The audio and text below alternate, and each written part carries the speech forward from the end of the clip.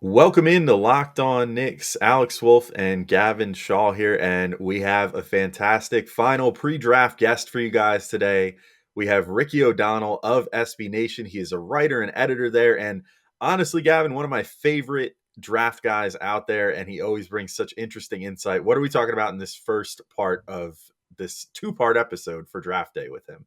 Man, just a pleasure of a guest and a pleasure of an opening topic. We go deep on the reports from Ian Begley and others, including the man himself, that Jaden Ivey to the New York Knicks is a distinct possibility. What makes Ivey so great? And is he worth the Knicks giving up the house to go get him? Then we get into Ricky's most underrated prospect, the guy who's moved up the most for him throughout the draft process, the guy who's moved down the most for him throughout the process, and so much more right now on Locked On Knicks. You are Locked On Knicks, your daily New York Knicks podcast, part of the Locked On Podcast Network, your team every day.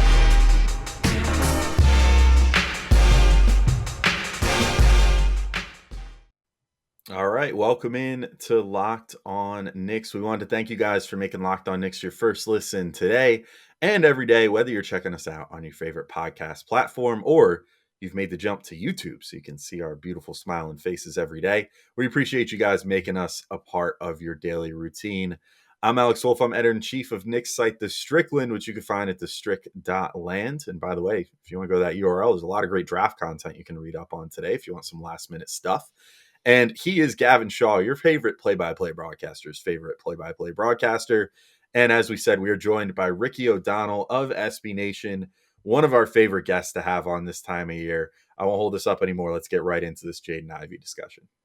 All right, as promised, we are joined by Ricky O'Donnell. You might know him as a writer and editor at SB Nation, does a ton of draft work there, including being like one of their top draft writers on staff. And Ricky, we always love your opinions about the draft, so much so that we managed to snag you twice for this draft cycle, and we're super excited to have you on as like our last guest before draft here to give some insight on these prospects and everything else. How are you doing with right on crunch time here? I was talking before the show. It sounds like it's a heck of a week for you this week. Yeah, busy week, but I feel so lucky to do it. I love the draft. I've loved the draft since I was a little kid. So to be able to do it as part of my job is super fun. And this class in particular, I think, was one of the most fun drafts to cover for a couple of reasons. First of all, it's just like having four guys who have a case as the number one overall prospect is pretty fun. And in this class, I feel like everyone who's evaluating it is sort of planting their flag with one guy. It's like, okay, this is my number one overall player.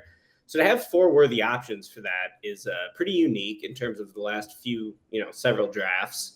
And then it was cool to see all of them compete at the college level too, just like fitting into those traditions and those programs. There's no like one right way to enter the NBA, but next year's draft, as I've already started doing some 2023 prep, I think, the top four prospects are not going to be college players. So it was cool just having Jabari Smith at Auburn and Chet Impalo at Duke and Gonzaga, and then Jaden Ivey at Purdue was pretty excellent to see all those players just on an every week basis in college hoops.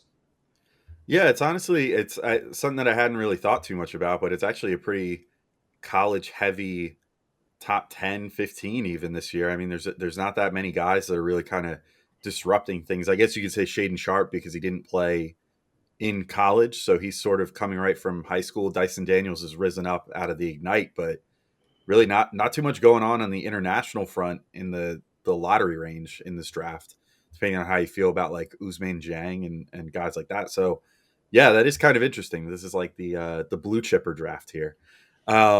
Speaking of blue chippers, and speaking of one of those guys you just mentioned, there's been rumbling late Tuesday afternoon, trading up to the number 4 pick the Kings currently possess in an effort to select Jaden Ivey. We had, I'll just give a couple quotes from Ian Begley, who writes about the Knicks for SNY here. He said in a small column today, as of this moment, mid-morning on Tuesday, I believe the Knicks can get up to number 4 to select Jaden Ivey. Then said people in touch with Sacramento say that in the club's conversations with New York, the Knicks have talked about offering multiple first-round picks in a package for the number 4 pick. I don't know which players were offered, but it wasn't enough to lock a deal in. He also mentioned potentially Quentin Grimes, Emmanuel Quickley, and Obi Toppin being on the table to potentially move up to that number 4 spot and select Jaden Ivey. So I think the question here that I have for you, Ricky, is if a package like that is on the table, and that's like, I mean, that's not nothing, even if the picks have protections on them or whatever. I mean, we've seen star players go for less than 3 first-round picks, even with various protections on them. Do you feel strong enough about Jaden Ivey as far as star upside potential that you would feel comfortable making a deal like that if you were the Knicks? Yeah, I do think Ivy's ceiling is definitely star level. And, from the time the college basketball season started, he was someone who just very much caught my eye as like, all right, are we going to be looking back at this draft 10 years from now and be like, this dude was obviously the best prospect? He's sort of like a 6'4" version of Donovan Mitchell when he's at his best. So explosive with his first step, so fast in the open floor, and a really skilled finisher around the rim. So I think Ivy has a sky high ceiling. I also think he's probably the most likely out of the top 4 to fail to live up to the hype. Part of that is because he's the smallest, and it's just easier when you're 6'10" or taller, like the other 3 guys. And also Ivy, he's someone with very sharp strengths, and then he has room to grow in certain areas too. I would say, most notably, just at like the second level of the defense, he isn't a super skilled floor reader yet. He doesn't have much of a mid-range game. But what Jaden Ivey can do is hit the gas. And when he hits the gas, there's no one who can stay in front of him. He has a pretty incredible ability to control his body at the rim and finish from a variety of angles. So I think Jaden Ivey would be worth a bold trade up for the Knicks. I think every team should trade up for Jaden Ivey, quite frankly. Like, if I'm the Pacers, if I'm the Wizards, I'm offering everything I can to get Jaden Ivey. Now, of course, I also think the Kings should just take him and then figure out the fit with De'Aaron Fox later, because I do think the drop-off between Ivey and the 5th best prospect in this class is a steep one. So the Kings are in a position of power right now where they have Ivey if they want him, or they can put that, that pick up to the highest bidder. And I think I saw a rumor today that the Pacers were potentially maybe going to offer Chris Duarte in 6 and maybe Malcolm Brogdon. Like, that's a pretty good package. If you're the Kings, I would still take Ivy.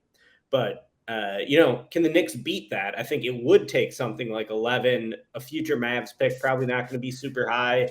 And then where it really gets interesting is if the Knicks are going to offer one of their future picks, because with the Knicks, you never know when it could go sideways. Even if they put protections on that, that would really be an all-in move for the Knicks to trade maybe a top 3 protected 2024 pick or something to move up to get Ivy. But you know what? It's a risk, but I would do it. I think Ivy's just got star qualities written all over him. And he just does some things you can't teach. And the areas where he's weaker, I believe, are easier to improve in. So if the Knicks want to make a bold move for Jaden Ivey, I think that would get him very high marks in my eyes.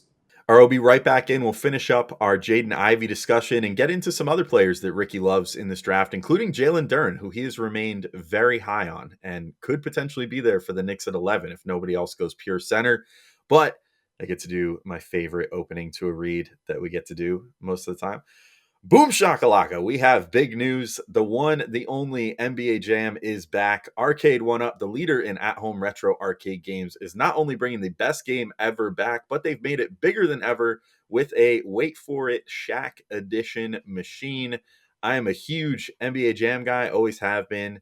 If I ever go to one of those like retro arcades, the first thing I always do is either find the Pop-A-Shot machine or the NBA Jam machine. I might have a bit of a basketball problem. That's okay. That's why I host a basketball podcast now. But you can jump clear across the court and set the ball on fire in NBA Jam. If you've never played it before, it was one of the first sports games ever to feature real and digitized NBA licensed teams. There's no fouls, no free throws, and no quarters required. That's, of course, the physical quarters, not the quarters in the game. They do have those.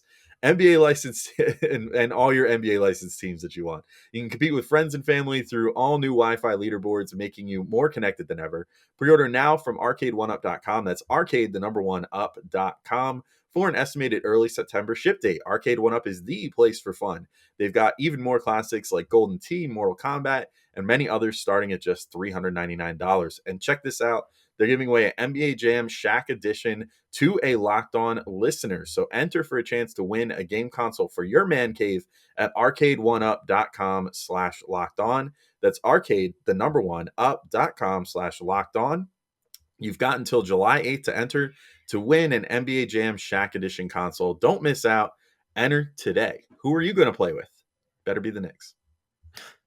What do you think it looks like if Jaden Ivey succeeds in the NBA? Obviously, because we've heard the Russell Westbrook comparisons, we've heard the Ja Morant comparisons, and I guess where I get caught up, I mean, specifically when you compare and contrast him with Ja, is the relative lack of production compared to someone like Morant, who, if I'm remembering correctly, was like top 5 in college basketball in scoring and assists. And you could throw a million caveats on that. Obviously, Morant was playing lesser competition. Purdue's whole system and offense was a little weird in that they were running through like multiple like 6'11 plus centers and had a lot of other talent on those teams. But he wasn't a point guard in college, which I think immediately differentiates him from someone like Morant and maybe puts him in more of a Russell Westbrook-like group. What do you think are the differences between those two guys? And is it maybe even more of like, this is a weird name to throw out for a guy who's defined by his athleticism, not his shooting. But I was just listening to Steve Kerr on the Low Post, and he was talking about how Steph Curry, he thinks, was almost a better player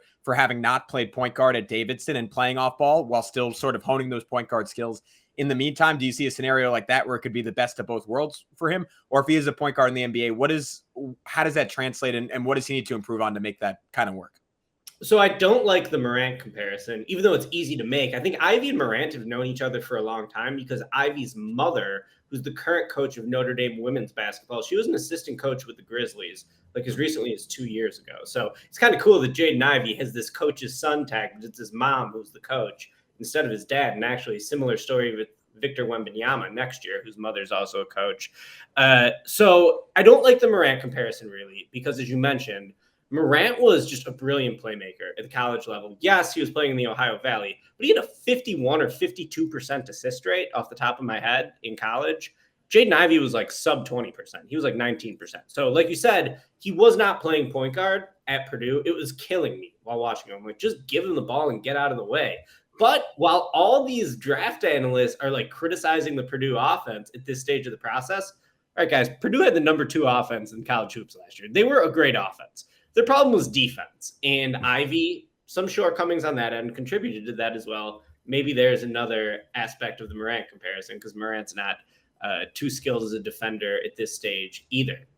But when I think about Ivy, I think that like where Ivy is at his best is when the reads are made a little bit easier for him. So like when he's coming off a dribble handoff or something, like instead of let's say initiating the offense out of a standstill, I think like when you get him on the move and his reads are just a little bit like laid out more clearly, instead of like, oh, I'm going to manipulate this guy with my eyes to, free up the corner shooter, like that, like next level playmaking stuff that you often see from Trae Young, from Luka Doncic.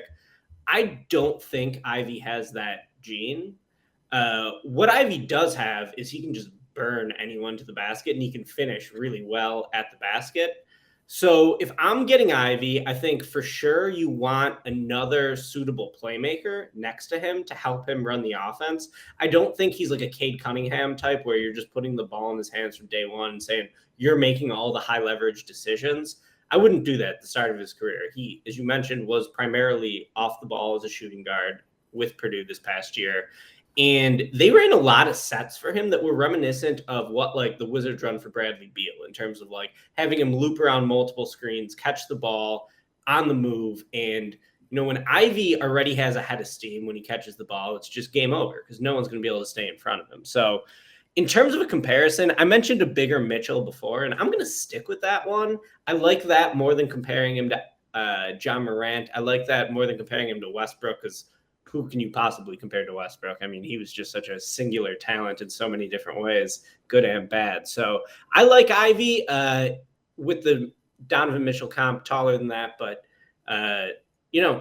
I think the perfect place for Jaden Ivey is at a place where you already have another capable playmaker next to him. And that's why the Pacers seem like the most obvious destination for him. You got Tyrese Halliburton there. Ivy grew up in South Bend. He went to Purdue. His mom was a legend at Notre Dame, won the 2001 national championship there. And that seems like the most obvious fit to me, but like everyone should be trying to get him, and that includes the Knicks. Yeah, I'm with you on the fit there with Indiana potentially. And I think the Knicks could have a similar thing on hand with Quickly and Barrett. Like, I think that Ivy just presents a really good complementary skill to those two, where those two kind of are both like crafty players that get inside, that generate their buckets just through, like lower speed moves, not to say that they don't have any burst to get by guys or a good first step or whatever, but they're mostly getting to the rim and stuff like that on guile and just skill plays, whereas Ivy can literally just turn on the jets and just rip right by you. I also, the idea of Ivy and Obi running the break together is just like, it's like like a running back and a wide receiver both stripping down the field together. I don't know, like the right reference there, but like, I mean, they're both just so deadly in that scenario that I think they would make a great combo there, getting out on the break together. So I think there is something to be said, like the Knicks present a really good fit for Ivy, but to your point, I think there should be no fewer than like 4 or 5 teams that are calling up Sacramento trying to make this deal, because Ivy presents a good fit everywhere. Like, you can't have too many, super fast guards like him in this league, because there's just only so many guys that have the physical gifts to even have that. And then on top of it, have the skills. So it's well, you know what, Ricky, I'll just ask real briefly before we move on to the next thing. So let's say that you're the Knicks and the Pacers come at you and they say those 3 first-round picks. So let's say it's like 11 this year, the Dallas pick next year, and the Knicks' own pick next year with like, I don't know, maybe top 3 or top 5 protection or something like that, plus like Quentin Grimes. Do you pull the trigger? I think I'd do it. Yeah. Also, I face no ramifications for saying yes to this. Like, if I get it wrong, I'm not getting fired, and no one really remembers because I'm just some guy. So you can see why NBA teams would be more risk averse than people like us who can just go up here and say, yeah, go get Jaden Ivey. That seems dope. But I would do it because I have Ivy 3rd in this draft. I have him ahead of Jabari Smith, who's going to be the number 1 pick, it sure seems like. I just think Ivy's got star written all over him. He could flame out if he doesn't improve at the second level of the defense.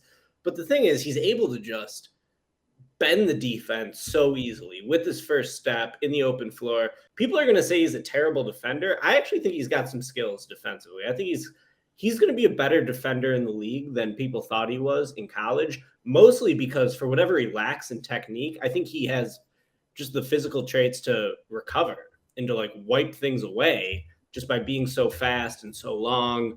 There were some really impressive defensive moments on Ivy's tape this year, even though Purdue was obviously a very poor defensive team. They were like outside of the top 100 in defense and a top 1 or 2 offense the whole year.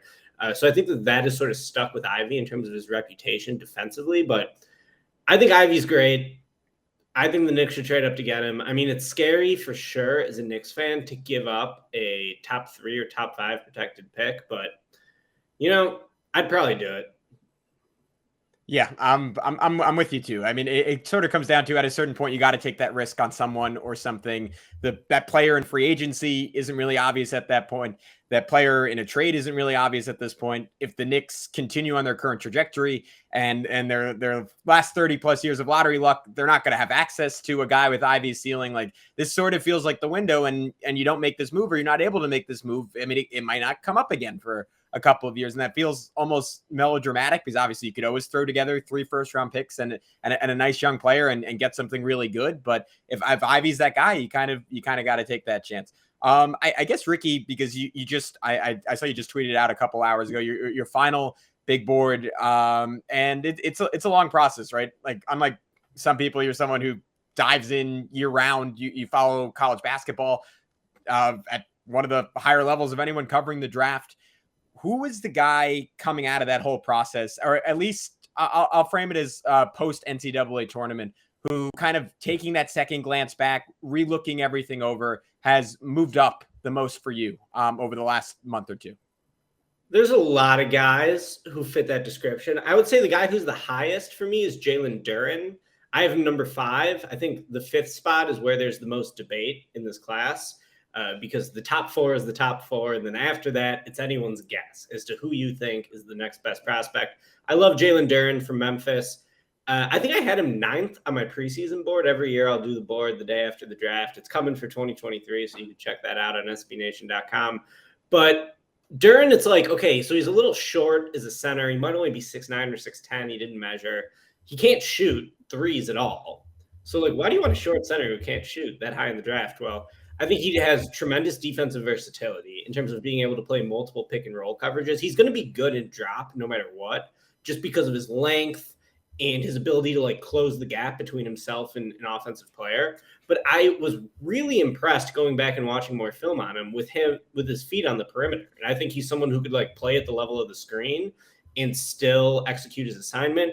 And I think he can switch a little bit too. And what sort of separates him from your typical rim runner and rim protector is that I think he's got real ball skills and real feel for the game. So in addition to, having more defensive versatility, then let's say someone like Mark Williams from Duke, another center projected in a similar range. I think Williams is almost exclusively going to be a drop center, which is good. And he's going to have a solid career playing drop in the league. But just being able to play multiple schemes, I think is so important, especially when you get deep in the playoffs. So I like that for Williams. And then in terms of the ball skills, he only threw like maybe 10, 15 passes that were really impressive this year. But man, those 10 passes were pretty great. And I think that he's got serious potential as a short role playmaker.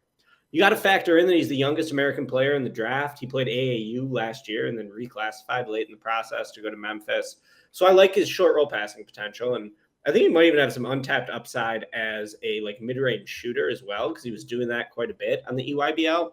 And then just like the raw power is just like absurd. Like he has a grown man's frame and strength already, despite being so young. He just plays with so much force around the basket. So Duren is the first guy I'm going to name in terms of a guy who I consistently got higher on as I went back to watch the tape. I also really liked Marjan Beauchamp, who I put 18th on my board. I think that might be a little higher than consensus, though maybe not really. I'm not sure about that. But what's so cool about Beauchamp is, again, great physical attributes, 6'6" wing, I think 7'2" wingspan, very strong frame, so strong and long wing defender. He couldn't shoot threes, and that's something that's typically like, okay, how much utility can a role player really have if they're not a reliable catch-and-shoot threat? But, man, you watch the G League Ignite to mostly see Jaden Hardy this year, and as you're watching the tape, you're like, maybe Dyson Daniels is the best player. Maybe Beauchamp's the best player. And Beauchamp just really impressed me. For someone who, will likely be available outside the top 20, I think that he could very easily have a similar impact to Daniels. What I love about him, in addition to the length and the strength, is just awesome athleticism. He's someone who wins with his athleticism in a lot of ways. I think he's going to have switchability defensively. I think he's going to be someone who can wreak a lot of havoc in terms of forcing turnovers on the defensive end. And then while he can't shoot threes, he was really good as a 2-point shooter. I want to say he was like 58% inside of the arc. So he's got some real touch, I think. When he gets on the move and when he's attacking the rim, he's going to kill it in transition, which I like.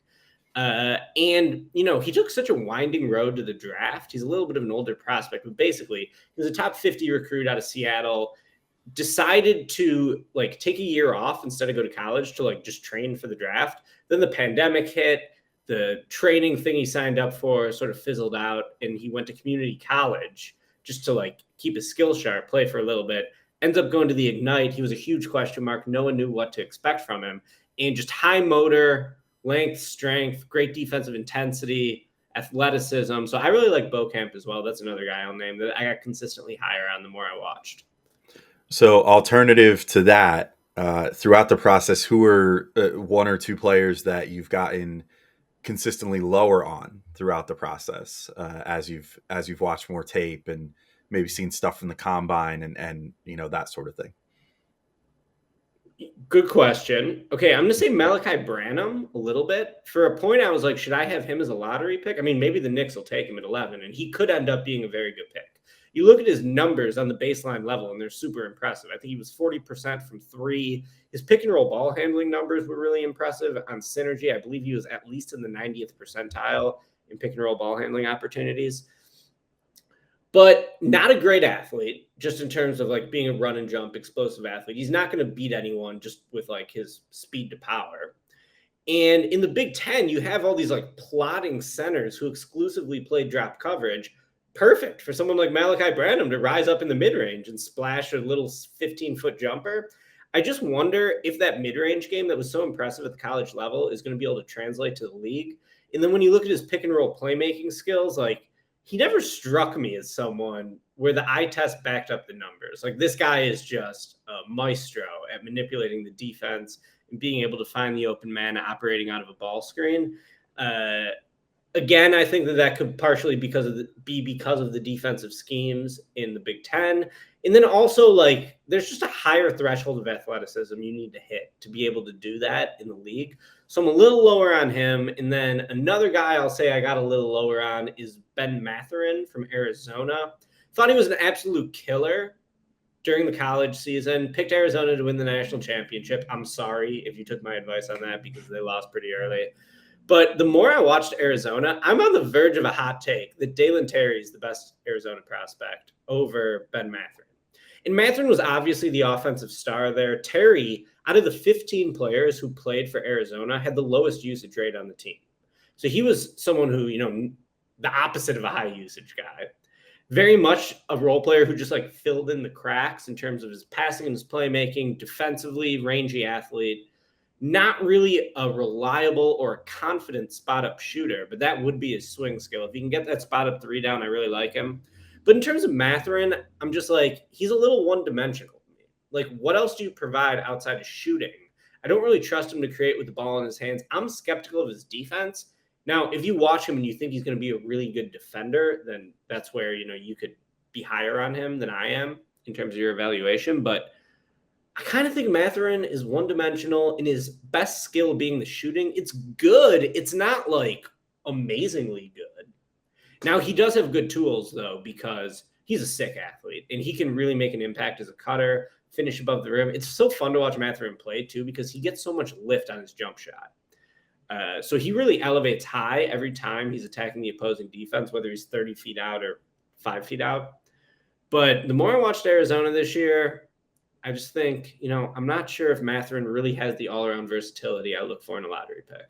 It's interesting. We had Corey Tulaba and Mark Schindler on in the last week, and we asked them the same question, and one of them said Branham, and one of them said Mathurin. So there's a little consensus there. We're all the same, yes. Yeah, there you go. There you go. You guys are stealing takes. But anyways, Dalen Terry, I want to know a little bit more about him because he's someone who, at least like at the beginning of this process, like we were doing, we had you on during the tournament. We had a bunch of people on early on to talk draft. He was a name that really didn't come up, and slowly but surely you heard his name like moving. And it was a little surprising, I think, initially when it seemed like he was going to stay in the draft, because I think he was someone who was initially expected to go back to Arizona, maybe play, to your point, a very limited role a year ago, a more significant one this time around. What has changed in terms of his evaluation? And is it just people sort of seeing like, oh, here's this big, skilled, really interesting point guard-esque kind of prospect? Yeah, to me, like with the word connector being such a buzzword in draft evaluation and just in the league, like he just fits that really well. I think that if you're a team that's built around two stars, Dalen Terry's the perfect guy to like slot in next to him.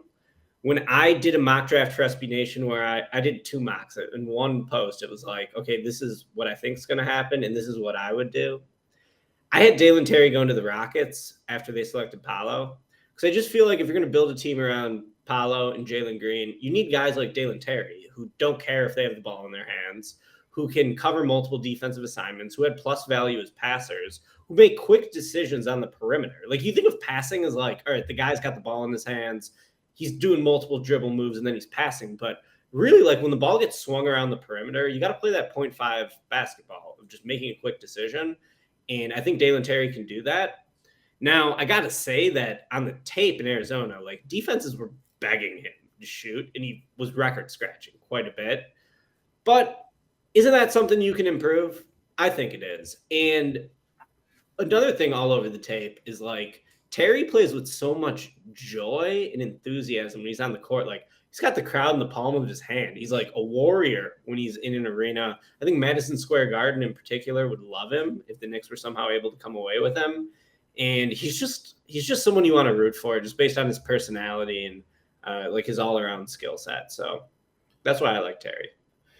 So I'm kind of curious about another guy on your board, which, by the way, if we haven't mentioned, your final big board came out today on Tuesday for the draft. So if anybody hasn't read that yet, be sure to head to SB Nation and check that out. But one guy that's still pretty high on your board is Patrick Baldwin Jr. at 14. And I've seen some scenarios where people think that he might hit the second round at this point. I mean, he was a really interesting case this year. He was a really highly regarded recruit coming into the year, and then went to it was Milwaukee, correct? Was the school or whatever, to play for his dad, and then it just didn't work out. You know, like he had a really poor year, really poor shooting year, and then went to the combine and, quite frankly, put up really bad anthro numbers.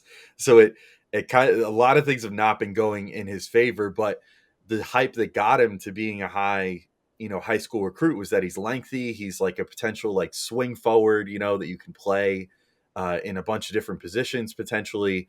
I think he had more of a rep as a shooter coming out of high school, and then just really did not do well in that regard in his 1 year in college. So what leads you to still have him so high? Because I think there's maybe a world where, if he hits like 30 or something and the Knicks feel the same way, they have the 42nd pick and they have like 5 second-round picks next year, and there's no way they're going to use all of those.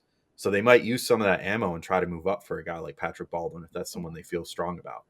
Yeah, again, NBA GMs face real consequences for their opinions on these things, so they would be more risk-averse than I would be. But I did a big feature on Patrick Baldwin Jr. I called him up, talked to him before the beginning of the year, or right at the start of the year. It was like the second game of the year. And they had just lost to like a directional Kentucky school, like Northern Kentucky or Eastern Kentucky. And I'm like, well, this doesn't seem like a good sign. And he didn't have that great of a game in that one. And 2 games later, he got hurt, and he was mostly in and out of the lineup the rest of the year. I was able to talk to him again at the draft combine. And I can still talk myself into Patrick Baldwin Jr. as long as you agree to totally throw out the college tape, because that was just a really bad situation. Like most guys, when they go to play for their dads, like Doug McDermott or RJ Hunter, it's a situation where like they're going to be multi-year players. They're going to fit into a culture. They're not expected to be like one and done NBA guys. With Patrick Baldwin, he was like going there to save his dad's job. It's immediately like huge red flag. Like he could have had he had a starting spot on Duke next to Banchero and Griffin waiting for him. He decided not to take it. He decided to play for his dad, which you can respect in some sense, but I think objectively it was a horrible decision. It didn't seem like a good decision to me at the time. It certainly does not seem any better after the year. But, you talked about his combine. So yeah, he measured really well. He tested horribly. 6'10.5" for Patrick Baldwin Jr. 9'2" standing reach. He has a bigger standing reach than a lot of centers. So Patrick Baldwin Jr. is massive. That's my first takeaway. He is a large human. Size to play the center. I don't think he's going to play center in the league because I don't think he's a good enough vertical athlete, but he is as tall as one. And then I still believe in him as a shooter. I think he should be a 40% NBA three-point shooter. That's why I have him number 14 on my board. I think he hit 27% of his threes or something in college. College was just such a bad situation for him because the team had no talent. They had no guards, no shooting. Everyone was turning the ball over. Life could not have been harder for him at the college level. And then he was just never healthy because he dislocated his ankle. His second game of the year of his senior year of high school, coming out of the Wisconsin area. He came back to play in U19s last summer with Jaden Ivey and Johnny Davis and all these guys. And I just wonder if he rushed back instead of fully recovering from the injury, because it was still the same ankle that gave him problems this year, eventually shut him down. The athletic limitations are, perhaps tied to the ankle a little bit. When I asked him, I sort of like left it open-ended for him. Like, oh, do you think you would have tested better without the ankle? He's like, well, I'm a lot better now. I don't want to use it as an excuse, but it's getting stronger every day, the ankle is. So, do what you will with that. But I just think like size and shooting are like really the most important things in the league outside of shot creation, probably. And he has so much size and so much shooting potential. So, like, could he be like a bigger Cameron Johnson? Everyone hated the Cam Johnson pick when the Suns took him, but it looks like a pretty good pick now, right? And Baldwin's bigger. I think he absolutely has similar type of shooting projection if he can realize it. And really, he might be one of these guys who it's best to give him a medical red shirt next year. I would say, dude, you've been pushing yourself to try to save your dad's job, to try to play for your country. Just like get healthy and then see what you have in him after that, because he's still going to be really tall. He should be a good shooter. And I think he's got a little bit of like in between game too, in terms of both being able to facilitate out of the mid-range and be able to hit mid-range shots. He's someone who should dominate against zones, just flash to the middle on the zone, nice little pull-up. So that's sort of maybe my biggest hot take on the board, is that I still believe in Patrick Baldwin Jr. You can read my feature on him. If you Google Patrick Baldwin Jr., SB Nation, it'll pop up. Talked to him a couple times for it. So I still believe, but also he's a very risky pick, right? Like, it's tough to take a big health risk that early in the draft. So if he's there at 30, though, I'd love that for any team and the Knicks. All right, guys, your least favorite words in the Locked On Knicks podcasting universe. That is it for this one with Ricky O'Donnell. But fear not, there is another part coming later today where we wrap stuff up with Ricky, includes on the second round of the draft. Why is Ochai Agbaji much lower than consensus, the second rounder that he thinks is most likely to eventually make an all-star team, and some early thoughts on what makes the 2023 draft oh so special. We'll get into that all later today with Ricky. But until then, thank you so much for tuning in. Please tune in for our live draft coverage tonight. That is really important. I'll be going live right after the Knicks make their pick. You can tune into the big Locked On Network show as well, that I will certainly go on as long as the Knicks don't trade out of the draft for some reason. That would be interesting. And yeah, we'll have plenty of draft coverage. So stay tuned with Locked On Knicks. Subscribe on YouTube, rate, review, all that good stuff. And we'll talk to you soon.